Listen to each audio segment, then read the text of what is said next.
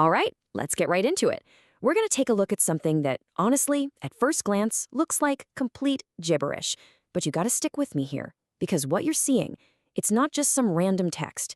It's a real glimpse into the future of medicine, of new materials, and maybe even life itself. So, what are we even looking at here? It's just dense. It's repetitive. It looks like an error message from a computer that's completely lost its mind. Is this some kind of secret code? A message? What is going on? And get this, that wall of text we just saw, that impenetrable block, that's just a tiny, tiny snapshot. The full document, the complete set of instructions, is literally hundreds of pages long. The scale here is just staggering. So the real question is, what on earth requires a blueprint this massive? Well, to answer that, we have to talk about one of the absolute hardest and most important problems in all of biology. See, the reason this blueprint exists is to solve something called the protein problem. So first off, what even is a protein? Well, simply put, they're everything. They're the little microscopic machines that build our cells, digest our food, carry oxygen in our blood, and fight off diseases. They are the tireless little workers that make you, well, you. Okay, so here's how it works. A protein starts out as this long, kind of floppy chain.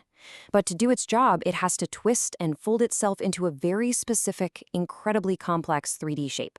You can think of it like a key. If the shape is exactly right, it fits the lock and does its job perfectly.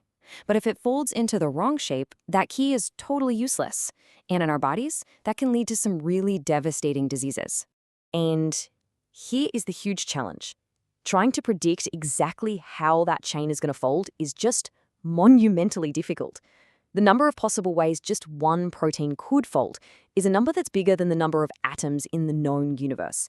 It's a calculation that would absolutely break even the most powerful supercomputers we have today. So if our current computers can't possibly solve it, what can? To solve a problem this complex, one that's based on the fundamental laws of physics, well, you need a totally new kind of computer. You need a quantum computer. And here's the real difference maker.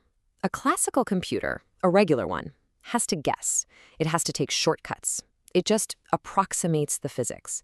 But a quantum computer, it doesn't have to guess, because it operates using the very same quantum mechanical principles that govern atoms in the real world. It can directly simulate the actual physics of the protein folding.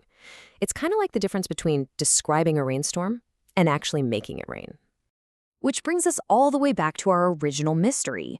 How in the world does that dense block of text, that giant blueprint, tell a quantum computer how to simulate a protein? How do you even begin to read these instructions? Okay, let's finally crack this code, and I promise it's not as intimidating as it looks if we just think about it in the right way. We're going to decode these instructions by thinking of it like a recipe. Right, don't think of it like software code. Instead, think of this quantum circuit as an incredibly precise, step-by-step recipe. It's a blueprint for building a simulation of a protein, one atom at a time. So here's basically how the recipe works. Step 1. Each one of those horizontal lines you see represents an ingredient, in this case the protein's atoms, which are stored as quantum bits, or qubits. Step 2, all those symbols you see, the RZ, the RX, those are the specific instructions. They're called gates, and each one tells the computer to apply a super precise physical force, a tiny push here, a little pull there, between specific atoms.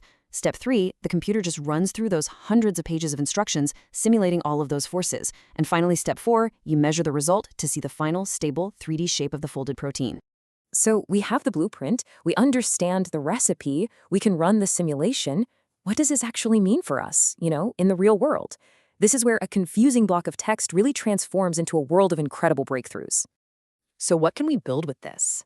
Well, if you can accurately simulate how a protein folds, you could design a drug molecule that fits it like a perfect key with way fewer side effects. You could design brand new proteins from scratch. Imagine custom enzymes that can literally eat plastic pollution in our oceans. We could finally maybe understand why proteins misfold in diseases like Alzheimer's and Parkinson's. This isn't just about understanding biology, it's about building with it. So let's go back to that image one last time. It's not just a mess of symbols. It is the detailed, explicit instruction manual for simulating one of the fundamental building blocks of life. So the final question I want to leave you with is this. If a document that is hundreds of pages long is the blueprint for just one single protein, What are we going to build when we have the entire library?